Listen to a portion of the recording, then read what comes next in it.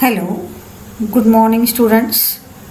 Today we start next point of syllabus, and that is types of market on the basis of competition. Till in last lecture we have studied or we have started various types of market. We have studied on the basis of time, and now next is on the basis of competition. In basis of competition, at first there is perfect competition, and another category is here imperfect competition. And in perfect competition we will study monopoly, oligopoly and monopolistic competition. So what is perfect competition? A perfectly competitive market is one in which the number of buyers and sellers is very large. All the buyers and sellers are engaged in buying and selling homogeneous product without any restrictions. It is ideal and imaginary concept of market. So what is perfect competition? Perfect competition is that market where large number of buyers and sellers are trading, are buying and selling. And all those buyers and sellers, they buy and sell homogeneous products. That is the meaning of this perfect competition. And it is ideal and imaginary concept of market. मी अगोदरच तुम्हाला जेव्हा on the basis of कॉम्पिटिशनची introduction दिली होती त्यावेळेस मी तुम्हाला म्हटलं होतं की परफेक्ट कॉम्पिटिशन हे एक आदर्श किंवा आयडियल किंवा इमॅजिनरी कॉन्सेप्ट आहे. In reality it is not possible. रियालिटीमध्ये हे पॉसिबल नाही आहे. तरी पण तुम्ही थेअरीमध्ये बघत आहात की थेअरीमध्ये सगळं आयडियल असतं. एक आदर्श कल्पना त्या थेअरीमध्ये मांडलेल्या असतात. मग कुठलाही विषय असू दे, इकॉनॉमिक्स असू दे, OC असू दे, SP असू दे, इवन सायकोलॉजी असू दे, कुठलाही तुम्ही जर हे सोशल सायन्सेस जर बघितले तर त्या सोशल सायन्सेसमध्ये तुम्हाला आयडियल कसं असावं, आदर्श कसं असावं, एखादी कॉन्सेप्ट, आता फॉर एक्झाम्पल मार्केट हे आदर्श कसं असावं ह्याच्या फीचर्सवरनं आपण त्याच्यात तुमच्या पुन्हा लक्षात येईल. तर असं एक मार्केट आहे की ज्याच्यामध्ये सेलर्सही खूप मोठ्या संख्येने आहेत आणि बायर्सही खूप मोठ्या संख्येने आहेत आणि ते एकसारखे प्रोडक्ट एकमेकाला विकतात किंवा खरेदी करतात. असा त्याचं त्यांनी तुमच्या टेक्स्टबुकमध्ये दिलेल्या ह्याच्याप्रमाणे हे मिनिंग आहे. पण रियालिटीमध्ये तुम्ही बघितलं तर अगदी एकसारखे प्रोडक्ट फक्त मॅनमेड जे असतात ते असू शकतात. या एखाद्या कंपनीने जर प्रोडक्ट प्रोड्यूस केलं तर ते एकसारखे असू शकतात. पण तुम्ही जर एकाच प्रोडक्टचे वेगवेगळे ब्रँड बघितले तर त्याच्यामध्ये डिफरन्शिएशन तुम्हाला दिसतं आणि ते आपण पुढच्या टाईप्स ऑफ मार्केट्समध्ये शिकणारच आहोत. आता सध्या इथं तुम्ही काय लक्षात ठेवायचं आहे की परफेक्ट कॉम्पिटिशन हे एक आयडियल आहे, आयडियल मार्केटची कॉन्सेप्ट आहे आणि ती इमॅजिनरी आहे आणि रियालिटीमध्ये ती सहसा आपल्याला पाहायला मिळत नाही. So what are the features of perfect competition? पहिलं फीचर आहे large number of sellers and buyers. त्यांनी डेफिनेशनमध्ये पण सांगितलं आहे की there are large number of sellers and buyers. Sellers is supplying goods, buyers are purchasing goods, and buyers when purchase goods they create demand, and when sellers sell goods they create supply theory. Supply theory is related to seller, demand theory is related to consumer, and by considering the demand of the market and supply of the market, price is determined and at that price here goods are sold. It means here any single seller or any single buyer does not influence price and supply or demand in the market. म्हणजे इथं काय आहे, मोठ्या संख्येनं sellers आणि buyers अस्तित्वात आहेत आणि त्या सगळ्या सेलर्स आणि बायर्सचा डिमांड आणि सप्लाय याचा एकत्रित विचार करून प्राईस फिक्स केले जाते. हे प्राईस फिक्सेशनचं हा पुढचा पॉईंट ऑफ सिलेबस आहे. हे झाल्यानंतर तुम्हाला प्राईस फिक्सेशनची थेअरी आहे ती परफेक्ट कॉम्पिटिशनमध्ये प्राईस कशी फिक्स होते.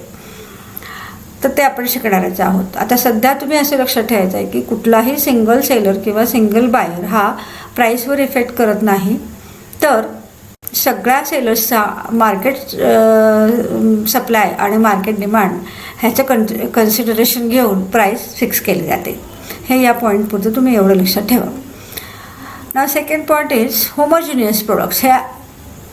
हे एक्झाम्पल मी मागं पण तुम्हाला दिलं होतं बघा. आता ह्या एक्झाम्पलमध्ये त्यांनी काय सांगितलं आहे की परफेक्ट कॉम्पिटिशनमध्ये what type of products here they are sold or bought in perfect competition only homogeneous product. The होमोजिनियसचा अर्थ तुम्हाला माहिती आहे की सारखे असले, अगदी एकसारखे असलेले, तंतोतंत सगळे त्याचे बेनिफिट्स, क्वालिटी, फीचर्स हे एकमेकांशी जुळलेले आहेत. तर त्याला आपण काय म्हणतो, होमोजिनियस. म्हणजे अगदी एकसारखे, दिसायला एकसारखे, साईजला एकसारखे, शेपला एकसारखे, क्वालिटीला एकसारखे, टेस्टला एकसारखे, अशा प्रोडक्टना आपण काय म्हणतो, होमोजिनियस प्रोडक्ट्स. आणि दे आर परफेक्ट सबस्टिट्यूट्स. पण आत्ताच्या तुम्ही जर मार्केटमध्ये बघितलं तर असे परफेक्ट सबस्टिट्यूट्स नाही आहेत. हे फक्त थेअरीमध्ये होऊ शकतं. आता तुम्ही इथं फ्रुट्स त्यांनी दाखवलेत बघा. ॲपल हे कस्टर्ड ग्रीन ॲपल आहेत. तर ह्या ग्रीन ॲपल मध्ये त्याने एकसारखे आहेत असं म्हटलं, पण थोडा नाही थोडा तुम्हाला त्याच्यामध्ये फरक दिसेलच. म्हणजे आत्ताच्या मार्केटमध्ये असे होमोजिनियस प्रोडक्ट्स नाही आहेत. हा सबस्टिट्यूट आहेत पण ते परफेक्ट नाही आहेत. म्हणजे अगदी एकसारखी चव आणि एकसारखी क्वालिटी आणि एकसारखी टेस्ट असलेले, एकसारखं वजन असलेले, अगदी तंतोतंत 100% असं आपल्याला होमोजिनियस प्रोडक्ट्स असे विकले जात नाहीत. हे एक आयडियल कॉन्सेप्ट आहे. हे एक आदर्शवादी मार्केटचे हे एक्झाम्पल आहे, हे टाईप आहे. तर this is second picture and that is homogeneous products. Next picture is free entry and exit. There are no barriers to the entry and exit of the firms. Any firm can enter or quit the industry at its own will. If there is hope of profit, the firm will enter in the market, and if there is possibility of loss, the firm will leave the market. तर आता इथं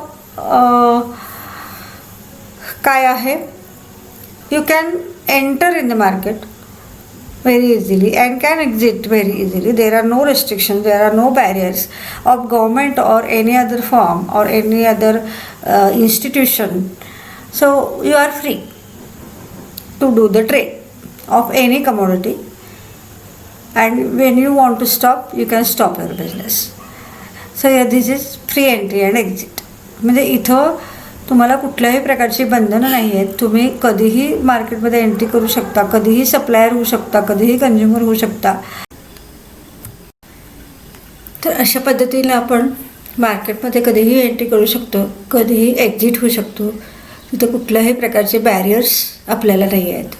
आपले on विशप्रमाणे, आपल्या on रिक्वायरमेंटप्रमाणे, आपल्या इच्छेप्रमाणे आपण कधीही मार्केटमध्ये एंटर करू शकतो आणि कधीही मार्केटमधून एक्झिट होऊ शकतो.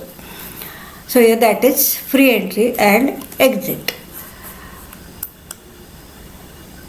आता पुढचं आहे बघा सिंगल प्राइस.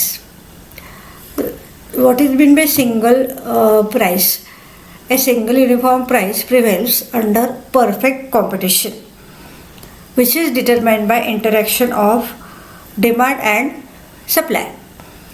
म्हणजे इथं मार्केटमध्ये कुणीही वेगवेगळ्या प्राईसने प्रोडक्ट विकत नाही. Only single price prevails in the market and that single price is determined by interaction of demand and supply. In next point of syllabus we can study here how here that price is fixed, price is determined in perfect competition. So according to forces of demand and supply, here that price is determined and that single uniform price is available or is prevailed here under that perfect competition. So here that is single price.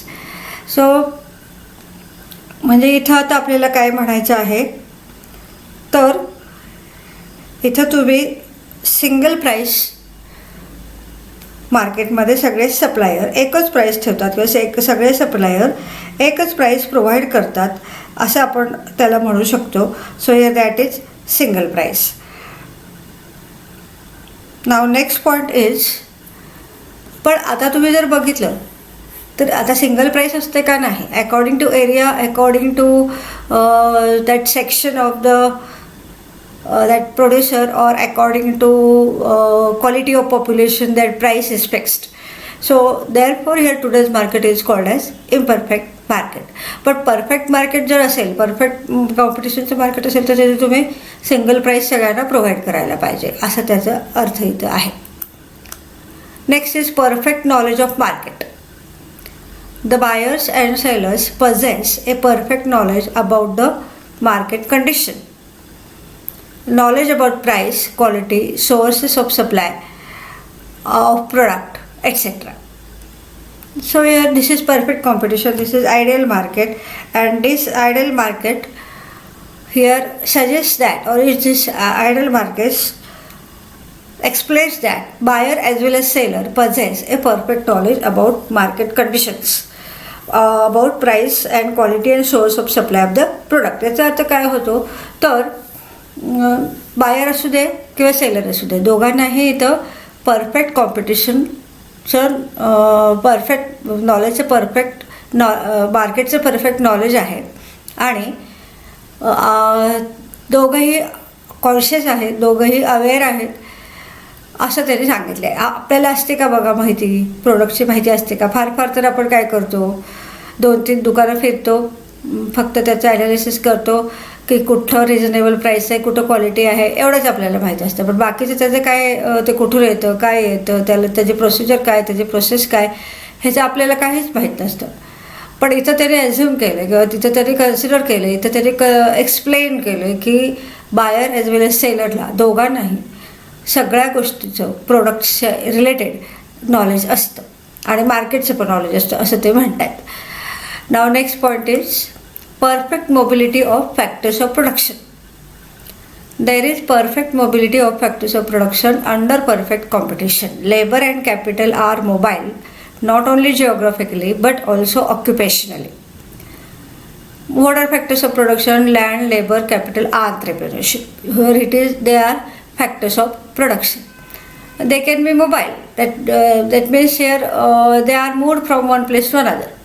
Here that is the mobility. What is meant by mobility? Mobility means movement of factors of production from one place to another. So labor can be moved, capital can be moved, and entrepreneur also here can be moved here from one place to another. And in case of land, actually physically we cannot here that move land from one place to another, but we can sell and we can take another land. So here therefore here it is assumed that, or it is explained that perfect mobility of factors of production in perfect competition. तर ह्याच्यामध्ये काय आहे बघा, labour आणि capital हे mobile आहेत असं ते म्हणतात पर्टिक्युलरली, म्हणजे टू लार्ज एक्सटेंट. लेबर याचा अर्थ माहिती आहे तुम्हाला, the persons or human beings working in a factory which is active factors of production and which turns that raw material into finish product. So here that labour can be moved from one place to another. आपण लेबरर्सना सांगू शकतो की तुम्ही या प्लॅन्टवरून आपल्याला त्या प्लॅन्टवर काम करायचं आहे. लेबररला गरज असेल तर तो करतोच. आणि कॅपिटलचं सुद्धा तसंच आहे, तुम्ही एका ठिकाणून दुसऱ्या ठिकाणी सगळे फिजिकल असेट्स किंवा कॅपिटल असेट्स जे असतात ते तुम्ही मूव्ह करू शकता. So here that is perfect mobility of factors of production. हे सगळे फॅक्टर्स ऑफ प्रोडक्शन आपण एका ठिकाणून दुसऱ्या ठिकाणापर्यंत आपण मूव्ह करू शकतो असं ह्याचं कन्क्लुजन आहे. पण रिॲलिटीमध्ये हे मुवमेंट खूप अवघड असतं. तरी पण जे आंट्रेप्रेन्योर असतात ते करू शकतात. मी टाटाचं एक्झाम्पल तुम्हाला दिलं होतं बघा. टाटाचा नॅनो जो प्रोजेक्ट आहे तो नॅनो प्रोजेक्ट बंगालहून त्याने इकडं मला वाटतं महाराष्ट्र किंवा का ते गुजरातमध्ये त्याने तो हलवलेला होता. So here that is perfect mobility of factors of production. त्याच्यानंतर आहे बघा absence of transport cost. Actually हे एक खूप इररॅशनल वाटतं मला किंवा अनरिअलिस्टिक वाटतं. The in perfect competition price is uniform because we assume that transport cost does not exist. This assumption will lead to uniformity in price. So here it is noted or it is explained that there is no transport cost. That means wherever production is produced, wherever goods are produced, there only they are sold. So therefore there is no transport cost. And this absence of transport cost here brings the uniformity in prices of all the products. But now in reality here, here that now whole world become market, and this feature cannot be applied in today's market. According to transport cost, that price is changed. तुम्हाला माहिती आहे का, जर समजा dairy products जे आहेत, तर dairy products Kolhapur Sangli भागातून पुण्याला जातात, तर कोल्हापूर सांगली भागामध्ये ज्या डेअरी प्रोडक्ट्सची प्राईस तुम्ही बघितली तर ती कमी असते, आणि पुण्याला जर त्या डेअरी प्रोडक्ट्स तुम्ही प्राईस बघितली तर ती जास्त असते, किंवा बारामतीला सुद्धा. का तर तिथून इथपर्यंत जो ट्रान्सपोर्ट कॉस्ट असतो, तो ट्रान्सपोर्ट कॉस्ट आफ्टर ऑल ते कन्झ्युमरकडनं रिकवर करतात. हे एक्झाम्पल आहे ह्याच्यासाठी. मग आपण इथं म्हणू शकतो का अब्सेन्स ऑफ ट्रान्सपोर्ट कॉस्ट आहे, ते फक्त आयडियल मार्केटमध्ये होऊ शकतो, आणि जेव्हा जिथं प्रोड्यूस केले जातात तिथं जेव्हा विकले जातील तिथं आपण ट्रान्सपोर्ट कॉस्ट नाही किंवा निग्लिजिबल आहे असं आपण म्हणू शकतो. पण आत्ताच्या मार्केटमध्ये transport cost is necessary, and without transport cost we cannot transfer goods from one place to another, we cannot widen the market, we cannot expand the market, we cannot get new that area for marketing. So here that is absence of transport cost. Next is no government intervention.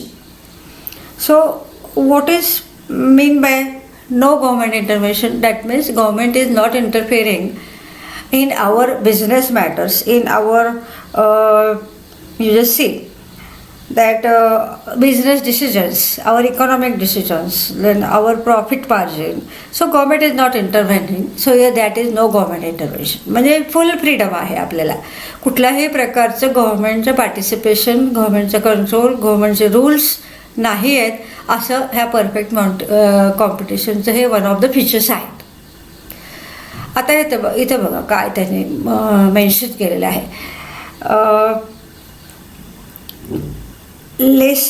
laissez-faire policy is an important feature of the perfect competition. Laissez-faire. So that is the important feature of perfect competition. It means there is absence or minimum government intervention in economic activities. So what is this laissez-faire? So here it is actually economic theory, which was explained in 18th century. 18th century मध्ये हे laissez-faire हा एक आर्थिक सिद्धांत त्याने explain केला होता. तर त्यावेळेस ह्याचा अर्थ काय होतो, ज्याने व्यवसाय प्रकरणात कोणत्याही सरकारी हस्तक्षेपाला विरोध केला, म्हणजे कुठल्याही प्रकारचं गव्हर्नमेंट इंटरव्हेन्शन नको आहे. आणि त्याचं लिटरल मिनिंग काय आहे, तर लिटरल मिनिंग असं आहे, एकटे सोडा किंवा आम्हाला करू द्या, असं त्याचं लिटरल मिनिंग आहे. तर हा फ्रेंच वर्ड आहे, आणि ह्याच्या पाठीमागं प्रिन्सिपल काय आहे की सरकारने इकॉनॉमीमध्ये जितके कमी लक्ष घालेल तेवढं बरं होईल असं त्याचं मिनिंग होतं. तर ही फार जुनी थेरी आहे, 18व्या शतकामधले हे आर्थिक सिद्धांत आहे असं आपण म्हणू शकतो. तर हे लेसेस-फायरची जी ही पॉलिसी आहे ह्याच्यामुळं इंडिव्हिज्युअल्सला किंवा सिटिझन्सला, कंट्रीमधल्या सिटिझन्सला फ्रीडम मिळतो, नाही असं नाही.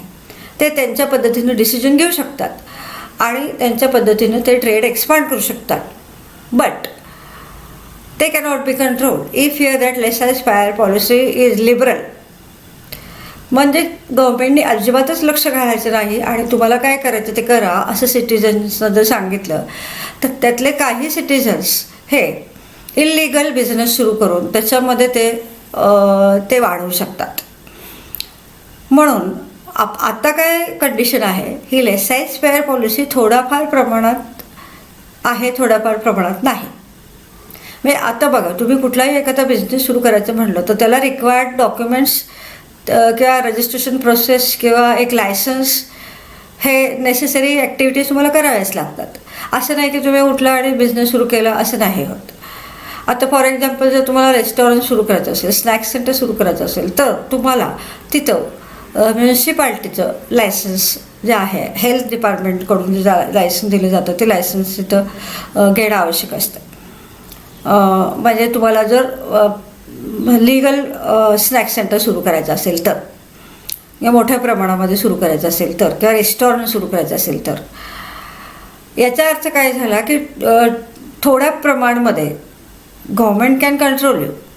म्हणजे आता ते तुम्ही कुठलं रेस्टॉरंट सुरू करणार आहे आणि तुम्ही तिथं काय स्नॅक्स ठेवणार आहे आणि तुम्ही कुठल्या प्रकारचं फर्निचर करणार आहे आणि तुम्ही लेबर कुठून आणणार आहे वगैरे असले प्रश्न गव्हर्मेंट विचारत नाही. पण ॲटलिस्ट गव्हर्मेंट असं कंट्रोल ठेवतं की लायसन्स तरी रिक्वायर्ड आहे. मग हे लायसन्सला एक क्रायटेरिया असतो. त्या क्रायटेरियामध्ये तुम्ही सॅटिस्फॅक्शन दिलं त्यांना गव्हर्मेंटला की ते तुम्हाला लायसन्स देतं, आणि ते लायसन्स देताना त्याचे काही रूल्स अँड रेग्युलेशन्स ते तुम्हाला सांगतं, आणि according to that you have to do the business. म्हणजे आत्ताचे कंडिशन काय आहे, म्हटलं तर गव्हर्मेंट कंट्रोल आहे, म्हटलं तर तुम्हाला फ्रीडम आहे. म्हणजे जास्त पण गव्हर्मेंट इंटरव्हेन्शन करत नाही, आणि म्हटलं तर तुम्हाला तुमचा फ्रीडम, बिझनेस करण्यासाठी जो फ्रीडम लागतो तो देऊ शकतो. किंवा मग टॅक्सचे जे सिस्टम आहे त्या टॅक्स सिस्टममधून सुद्धा थोडाफार तुम्हाला तिथं कंट्रोल गव्हर्मेंट करायचा प्रयत्न करतं. So this is laissez faire policy. याचा अर्थ की तुम्ही हे अशा पद्धतीचं मार्केट आहे की ज्या मार्केटमध्ये गव्हर्मेंट इंटरव्हेन्शन अजिबातच नाही, किंवा असलं तरी एकदम निग्लिजिबल आहे. So that is no government intervention. Next now this I think this is last point. Again we can revise from first. Here now what are the features of perfect competition? So first feature is a large number of sellers and buyers. It is a type of market where large number of sellers and buyers they exist, and any individual buyer or seller cannot make effect on price of the product. Second is homogeneous products. That means all suppliers are supplying homogeneous products. Homogeneous products are those products which are similar in size, benefit, quality, etc. Next is here pre-entry and exit. You can enter into this perfect competition market anytime according to your will, and can exit also anytime. There are no restrictions for entry and exit.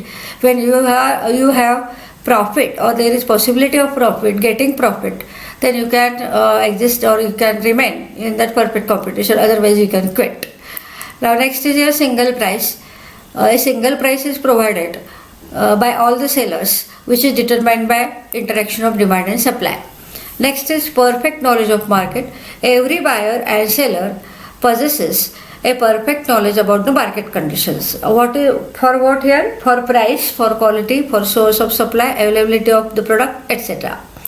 Now next is perfect mobility of factors of production: land, labor, capital, entrepreneurship.